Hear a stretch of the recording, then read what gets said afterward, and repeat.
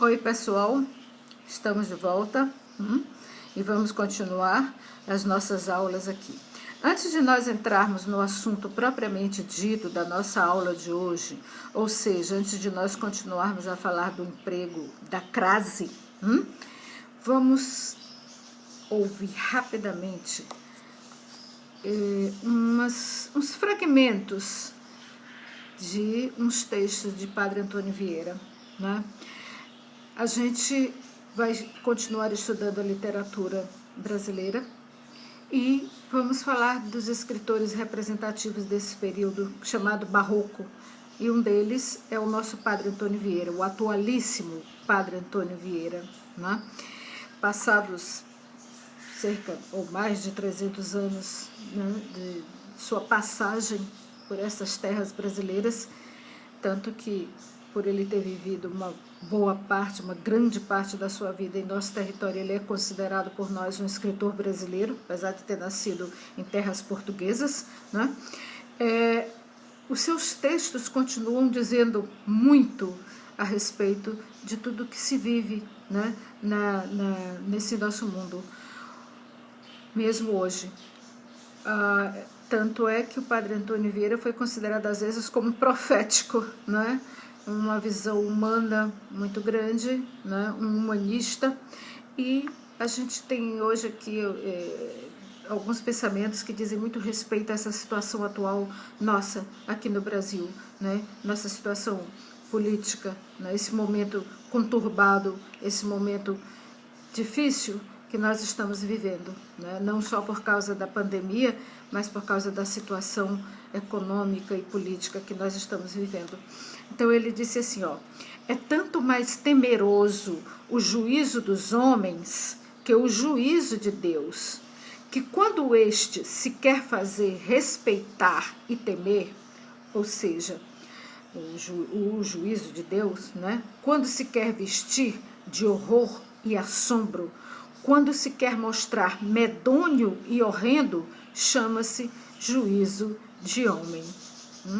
Então vejam, ele faz um paralelo, né, entre o juízo dos homens, né, de certa maneira um paralelo com o juízo de Deus, dizendo que quando o juízo de Deus se quer vestir de horror e assombro, quando se quer mostrar medonho, horrendo, chama-se juízo de homem. E ele continua, o juízo dos homens é mais temeroso que o juízo de Deus, porque Deus julga com o entendimento, os homens julgam com a vontade. Quem julga com o entendimento pode julgar bem e pode julgar mal. Quem julga com a vontade nunca pode julgar bem. Quem julga com o entendimento se entende mal, julga mal. Se entende bem, julga bem. Porém, quem julga com a vontade, ou queira mal ou queira bem, sempre julga mal. Se quer mal, julga como apaixonado. Se quer bem, julga como cego. Então, para um juízo perfeito, requerem-se 3 coisas: ciência para examinar, justiça para julgar e poder para executar. Bem atual, né, gente? Julgar com a vontade, julgar com paixão, significa sempre julgar mal, no entendimento de Padre Vieira, né? E no entendimento nosso, né? Bom, mas falaremos mais desse escritor maravilhoso na nossa próxima aula. Lembrando, gente, aqui, nós estávamos falando da questão da crase, né? Quando é que devemos empregar o acento que indica a presença da crase? Lembrando que é sempre preciso os 2 as. Lembrando aquele nosso exemplo. Vou à praia. Por que a crase? Porque quem vai a algum lugar, e a palavra praia é feminina e admite o artigo a. A praia é bonita, então nós temos a união dos dois As, portanto temos a crase, né? Isso foi explicado na nossa aula anterior. Bom, aí nós começamos a falar sobre quando a crase não deve existir, né? Ou seja, quando ela não existe mesmo, então a gente não tem que indicar a crase antes, por intermédio do acento. Diante de palavras masculinas, claro, elas não pedem o artigo A. Diante de verbos que, claro, também não pedem o artigo A, né?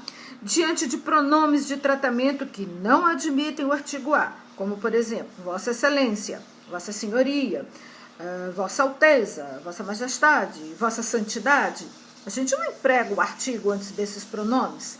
Então, não tem como ter crase, porque você não diz a sua santidade chegou à cidade. Não, você diz apenas sua santidade chegou à cidade, né?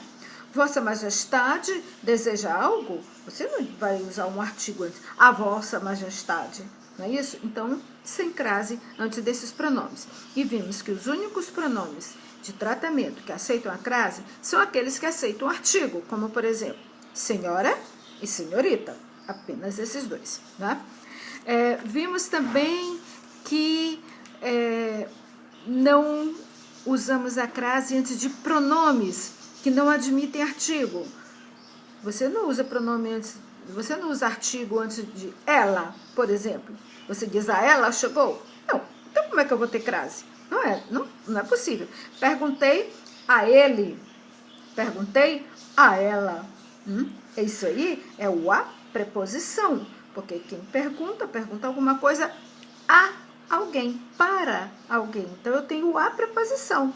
Perguntei para ele, perguntei para ela. Ou seja, perguntei a ele, perguntei a ela. Como é que eu vou colocar aí o acento indicativo da crase se eu não tenho artigo antes desses pronomes, né?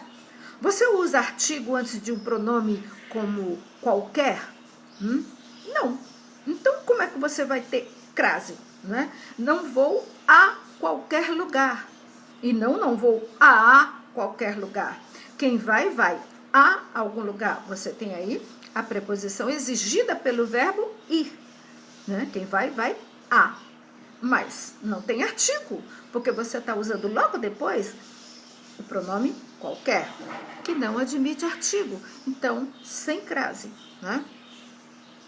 A palavra uma, ela pode ser numeral, se indicar quantidade, né? 1, 2, 3.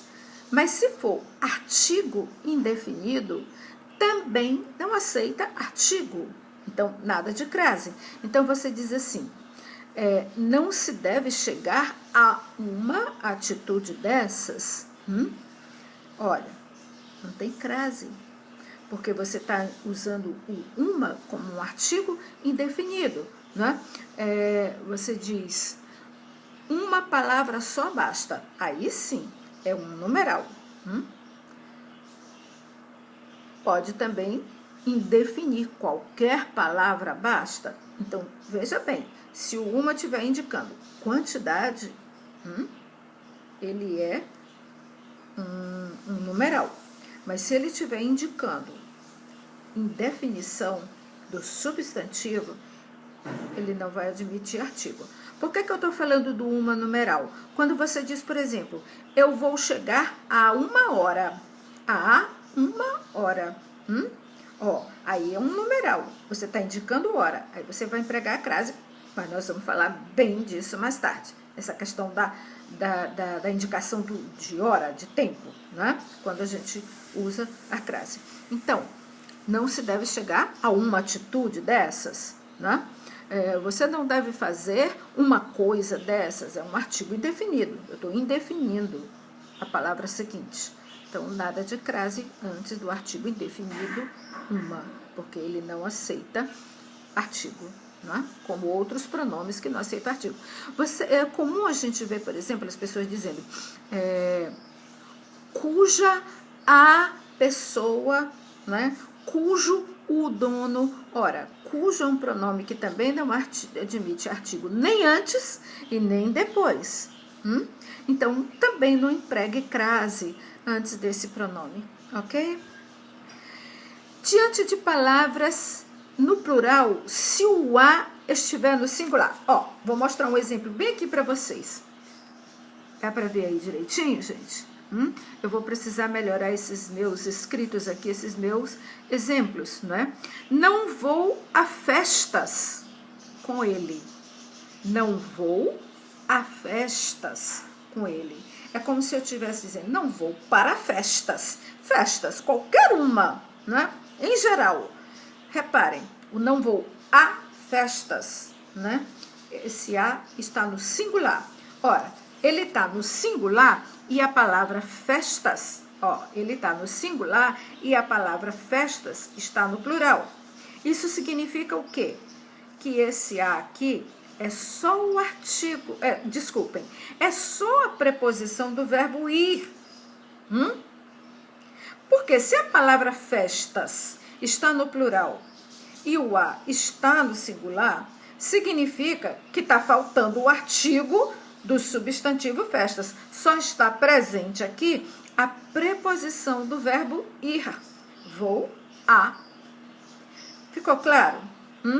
Ó, se eu tenho um a no singular antes de uma palavra feminina no plural, eu não vou colocar o acento indicativo de crase aqui, porque só está presente a preposição. Porque se o substantivo, que é feminino, ele está no plural e o a está no singular, significa que só tem o a preposição, não tem o a artigo. Porque senão estaria escrito, não vou às festas, no plural, às festas, certo? Às vezes a gente diz assim, eu não me refiro a pessoas, a pessoas desse tipo, não me refiro a pessoas assim. Ora, quem se refere a, eu tenho a preposição. Mas vejam, se eu digo a palavra pessoas no plural, esse a no singular indica que o artigo não está presente, porque senão eu diria, não me refiro às pessoas, às, né? Aí sim eu teria a crase, porque o as no plural indica que o artigo está se referindo à palavra pessoas, como no exemplo que nós vimos. Se eu dissesse, não vou às festas, aí eu teria o artigo as, se referindo ao substantivo festas. Mas se eu não tenho esse a no plural, é porque o artigo não está presente. Então, eu só tenho a preposição do verbo anterior. Não vou a festas, não me refiro a pessoas, sem crase, portanto. Ok, pessoal? Muitas vezes se fica com dúvida quando se usa expressões com palavras repetidas, como, por exemplo, tomei o remédio gota a gota. Gota a gota, ou gota a gota, né? Fiquei frente a frente com o perigo. Palavra repetida, frente, frente, gota, gota. Sem crase, crase proibida. Nós estamos falando dos casos em que a crase é proibida. Eles são em maior número do que os casos em que se emprega a crase. E, no entanto, a gente quer sair empregando crase adoidado aí, né? Não é assim, não. vamos ver direitinho, né? Então, tomei o remédio gota a gota e não gota a gota. Fiquei frente a frente com o perigo e não fiquei frente a frente com o perigo, certo? Diante da palavra casa, diante das palavras casa e terra, né? Se não estiverem determinadas, como é que é isso, gente? Ora, pense bem, a palavra casa, né? Às vezes ela quer indicar o nosso lar. E às vezes eu quero indicar qualquer outra casa que não o meu lar. Então, a casa de fulano, a Casa Branca, que é a casa do governo americano, a Casa Rosada, que é a casa do governo argentino, se não me engano, né? Então, eu estou determinando que casa é, não é o meu lar. Então, há essa diferença, certo? Quando eu me refiro ao meu lar, eu não determino a palavra casa, né? A gente não diz assim, eu vou para casa. Ninguém diz eu vou para a casa. Por quê? Porque se eu disser vou para a casa, significa que eu vou dizer que casa é, não é a minha. Não é? É a casa de alguém. Não é a minha, não é o meu lar. Então, vou à casa. Pronto. Não disse que casa é, então é a minha. Então, eu não tenho crase. Porque aí eu não tenho artigo. Eu não tenho os dois As para ter a crase. Só tenho um. Não vou a. Eu vou à casa. Certo? Eu vou à casa agora. Ou seja, eu vou para a minha casa. É diferente de dizer eu vou à casa de Maria. Porque aí eu vou para a casa de Maria. É aquela coisa de a gente fazer a trocazinha entre o a e o para a. Se aparece para a, é porque eu tenho preposição e artigo. Então, eu posso ter a crase. Vou à casa de Maria. Né? Vou à casa de meus pais. Aí eu tenho a crase. Vou para a casa de meus pais. Não é simples? Então, não é sempre que eu tenho a crase antes da palavra casa. O mesmo acontece em relação à palavra terra, né? O marinheiro foi à terra, ou seja, ele estava embarcado, ele estava a bordo de uma embarcação e foi para chão firme. Eu não estou determinando a terra, eu não estou dizendo se é a terra de alguém. Se é só a palavra terra, eu não tenho crase porque eu não tenho artigo. Ele saiu de onde ele estava e foi para terra, ou seja, para chão firme. Ele não foi para a terra, a não ser que ele estivesse em outro planeta, né? Estava lá na Lua e voltou para a terra.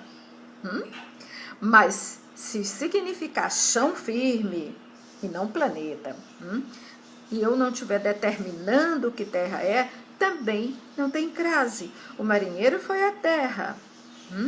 Agora, se eu disser, o marinheiro foi à terra de seus pais, ele foi à sua terra natal, ele foi à terra natal, ele foi para a terra onde nasceu, ele foi para a terra de seus pais. Então, para a. Então, eu terei a crase. Ele foi à terra natal. Certo, pessoal? Então, nós falamos dos casos de proibição da crase. Nas próximas aulas, nós veremos, então, quando empregar a crase. Certo? Recordem essas coisinhas para não ficarem cometendo erros. Para escreverem bem bonito. Ok, pessoal? E até a nossa próxima aula, onde nós falaremos mais do barroco, o nosso primeiro estilo genuinamente brasileiro. Certo? Tchau!